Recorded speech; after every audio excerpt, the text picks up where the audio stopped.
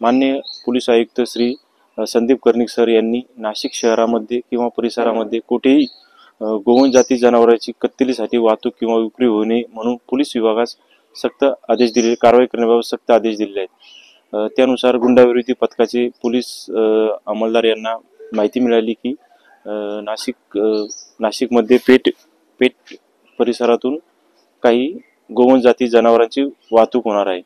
त्यानुसार माननीय पोलीस उपायुक्त श्री प्रशांत बच्चाव सर व माननीय सहाय्यक पोलीस आयुक्त श्री संदीप मिटके सर यांना सदरची माहिती देऊन त्यांच्या मार्गदर्शनाखाली आज दिनांक 19/12/2024 रोजी गुंडाविरोधी पथकाचे पोलीस अंमलदार मलंग गुंजाळ, दिलीप सगळे, विजय सूर्यवंशी, अक्षय गांगुर्डे, प्रदीप ठाकरे यांच्यासह पेठ फाटा येथे सापळा रचला असता पहाटे 5 वाजेच्या सुमारास MH-15 EG 3085 या वाहनामध्ये 4 जिवंत गायी गोवंश जातीच्या गायी मिळून आलेल्या आहेत।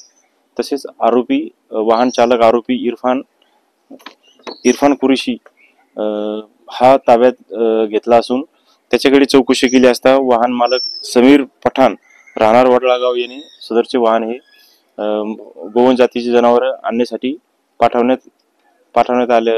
होते। तसेच सदरचे गोवंश जातीची कत्तलीसाठी वाहतूक करण्यासाठी आरोपी नावे मन्नन कुरेशी, शालम कुरेशी व आवेश कुरेशी यांनी सदरचे गोवंश जाती जनावरे कत्तलीसाठी मागितले होते। तर सदरच्या कारवाईमध्ये वाहन चालक, वाहन मालक व 3 व्यापारी यांना आरोपी करण्यात आले असून यापैकी वाहन चालक हा पोलिसांच्या ताब्यात आहे। इतर 4 फरार असून त्यांचा शोध घेऊन मसरूळ पोलीस ठाणे येथे गुन्हा दाखल करीत आहोत।